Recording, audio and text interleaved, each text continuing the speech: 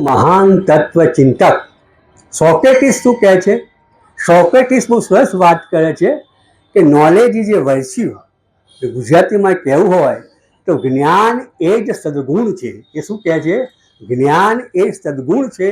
માણસ જન્મથી ખરાબ હોતો નથી, પણ એ સાચું સમજાવવામાં આવે ને તો યોગ્ય માર્ગે માણસ પોતે જાય છે. આ સોક્રેટિસનું માનવું છે. સોક્રેટિસે આ પ્રકારની પોતાની માન્યતા, પોતાનો સિદ્ધાંત આપ્યો. માણસ ખરાબ તો હોતો જ નથી, પણ તમને સાચી સમજણ નથી આપતા. સાચી સમજણ નથી આપતા ને પરિણામે માણસ અવળે માર્ગે ચાલે છે. આવો સિદ્ધાંત સોક્રેટિસે પોતે લોકો વિચારકો સમક્ષ અને ચિંતકો સામે મૂક્યો. આ વિચાર થોડો ટાઈમ ચાલ્યો, પછી અમુક વિચારકોએ આ સિદ્ધાંત હતો ને એ સિદ્ધાંતનો બહિષ્કાર કર્યો કે તમારી વાત ખોટી છે. કેમ કે ઘણા માણસો જાણતા હોય છે કે આ ખોટું છે, આ સાચું છે. ખોટું છે છતાંય તેનું આચરણ કરે છે. એમને ખબર છે આ ખોટું છે. પરફેક્ટ આપણે સમજવું હોય તો એનો પ્રતિનિધિ દુર્યોધન શું કહે છે? જાનામિ ધર્મ નચમે પ્રવૃત્તિ, જાનામિ અધર્મ નચે પ્રવૃત્તિ. હું ધર્મ જાણું છું પણ એમાં પ્રવૃત્ત થતો નથી. હું અધર્મ જાણું છું પણ એમાંથી હું બહાર પોતે આવી શકતો નથી. આવું દુર્યોધન પોતે સ્પષ્ટ ભાષામાં કહે છે. એક્ઝેક્ટલી તે જ રીતે ઘણા માણસો છે ને જાણતા બધું હોય પણ આચરણ પોતે કશું કરતા નથી. એમના આચાર અને વિચારની અંદર ફક્ત અંતર નથી હોતું પણ વિરોધાભાસ આ પ્રમાણે પોતે લોકોની અંદર પોતે હોય છે, રહેલો હોય છે. હવે એ તત્વચિંતકો કહે છે કે સોક્રેટિસ પ્રામાણિક છે, જે બોલે છે એ પ્રમાણે આચરણ પણ કરે છે. પણ જગતમાં આવા બધા માણસો, બધા જ માણસો આવા હોતા નથી. આ જ વાતને રિપીટ કરીને કવિ કબીર શું કહે છે? પોથી પડ પડ જન્મુઆ ભયાન પંડિત કોઈ, અઢાઈ અક્ષર પ્રેમ કે પઢે સો પંડિત પોતે હોય. આવું કબીર પોતે કહે છે. આજે માણસ કેવો થયો છે? આજે માણસ દાંભિક થયો છે. માણસ પોતે જાગતા રહેવાનો પોતે ડોળ કરે છે અને દાંભિક કહેવાય. જાગતા રહેવાનો ડોળ કરે છે અને જાગતો પોતે કહેવામાં આવે છે. એકચ્યુઅલી એ માણસ પોતે જાગેલો પોતે હોતો નથી. અને બીજી રીતે આપણે વાત કરી હોય, શાસ્ત્રકારો જે છે ને આપણને ઢંઢોળીને પોતે શું સમજાવે છે કે જે જન્મ એ પણ દુઃખ છે અને મરણ એ પણ દુઃખ છે. એટલા માટે આપણે શું કરવું જોઈએ?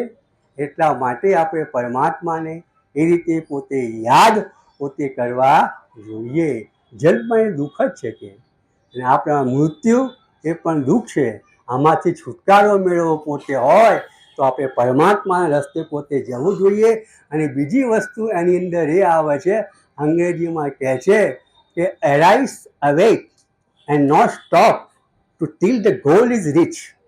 Arise awake and not to stop to goal is reached. જ્યાં સુધી તમને સફળતા ના મળે ને ત્યાં સુધી તમે પ્રયત્ન કરતા રહો. આ જ વાતને સ્વામી વિવેકાનંદ પણ આપણને પોતે કહે છે કે ઉઠો, જાગો અને ધ્યેય પ્રાપ્તિ સુધી તમે પોતે વળગા રહ્યો. પણ આપણે શું થાય છે? આપણે શ્રુતિ આપણને આદેશ આપે છે કે માણસ ઉઠે છે ખરો પણ જાગતો નથી. માણસ દરરોજ ઉઠે છે ખરો પણ જાગતો નથી.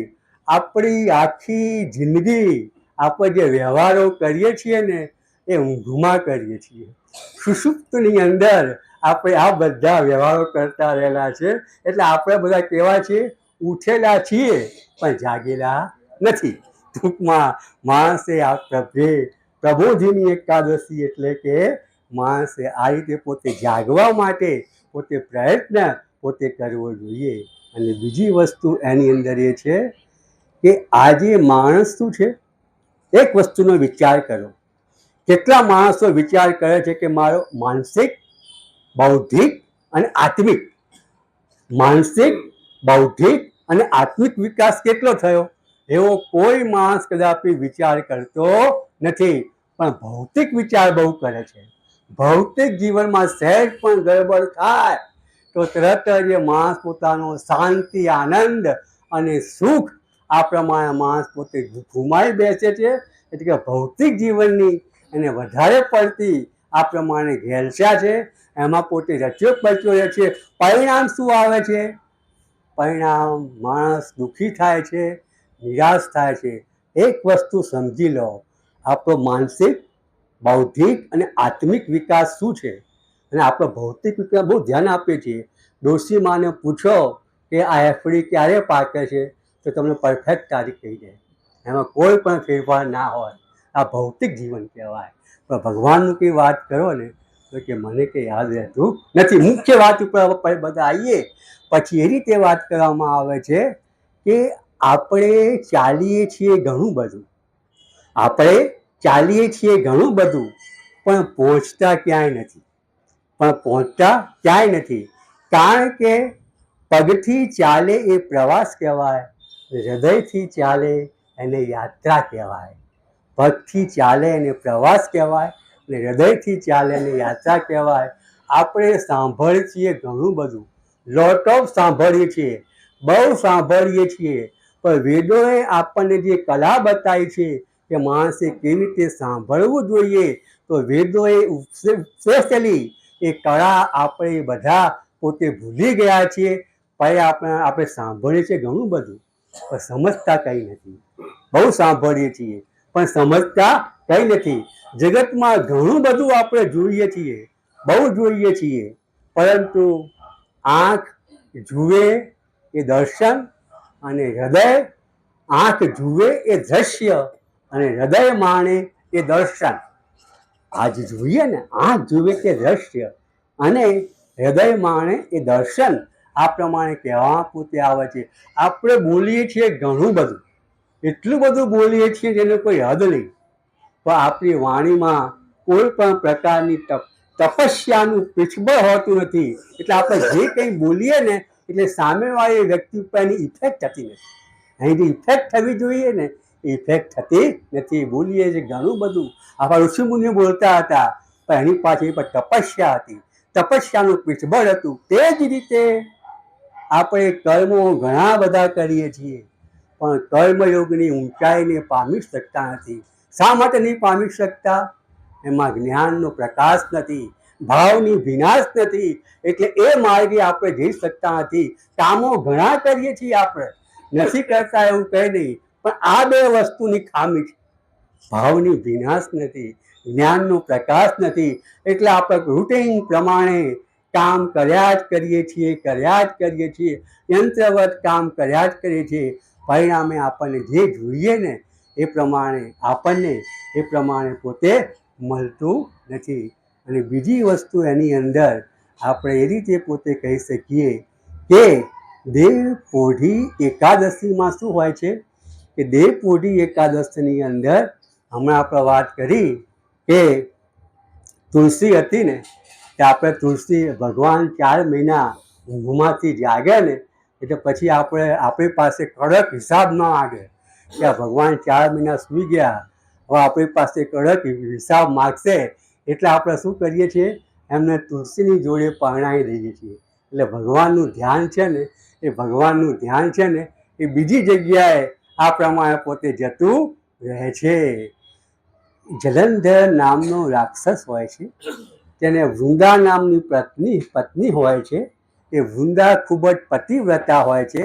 એટલે કે એવું એને ભગવાન શિવજી તરફથી વરદાન મળ્યું હોય છે કે જ્યાં સુધી વૃંદાનું પાતિવ્રત્ય ખંડિત ન થાય ને ત્યાં સુધી જલંધર રાક્ષસ મળશે નહીં.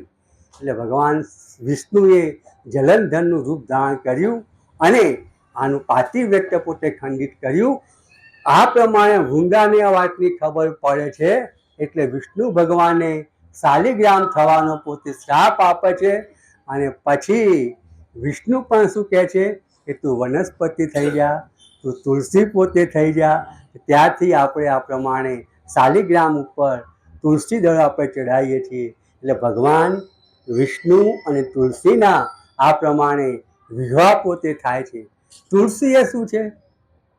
તુલસી એ નારાયણ પ્રિયા છે અને તુલસી પવિત્ર છે. પાવન છે. ઘરમાં કે મંદિરની અંદર આપણે તુલસી પોતે રાખીએ છીએ એટલે જે પાપી વિચારો હોય ને એ પાપી વિચારોનો આ પ્રમાણે નાશ પોતે થાય છે. અને બીજી વસ્તુ કે અનેક પ્રકારના સોનાના અલંકારો હતા તોય ભગવાન તોલાયા નહોતા, પણ રૂક્ષ્મણીના તુલસી દળથી ભગવાન પોતે તોલાઈ પોતે જાય છે. ને ત્યાર પછી આપણે વાત કરીએ ને તો તુલસી અને વિષ્ણુના જે વિવાહ થાય છે ને એની અંદર તુલસી પોતે વિષ્ણુને સમર્પિત પોતે થઈ પોતે જાય છે. અને એ વખતે એ લોકોનો જે મંડપ હોય છે, જે વિવાહનો મંડપ હોય છે ને એ શેરડીના સાંઠાનો હોય છે. શેરડીના સાંઠાનું કેમ હોય છે? એ વસ્તુ આપણને શું સમજાવે છે કે જુવાનીની અંદર જ પ્રભુનું કાર્ય શક્ય છે. તમારી ઉંમર થઈ જાય ને પછી તમે પ્રભુનું કામ કરી શકતા નથી. જેમ શેરડીનો રસ હોય, આપણે બધી વાત સાંભળી છે, એક વાર અંદર સાંચામાં નાખો, બીજી વાર નાખો, ત્રીજી વાર નાખો, પછી કે લો તમે શેરડીનો રસ. એ પ્રમાણે આપણી બુદ્ધિ શક્તિ, સત્તા શક્તિ, સંપત્તિ બધું એ થઈ જાય અને પછી તમે કહો કે ભગવાન મારું જીવન તમારે ચરણે, મારી નાળ તમે કે સંભાળો. તો ભગવાન કે સંભાળતા નથી, પ્રભુ નાળ તમારે હાથ. એવું આપણે ભગવાનનું ભજન પોતે કે ભગવાન કે મેં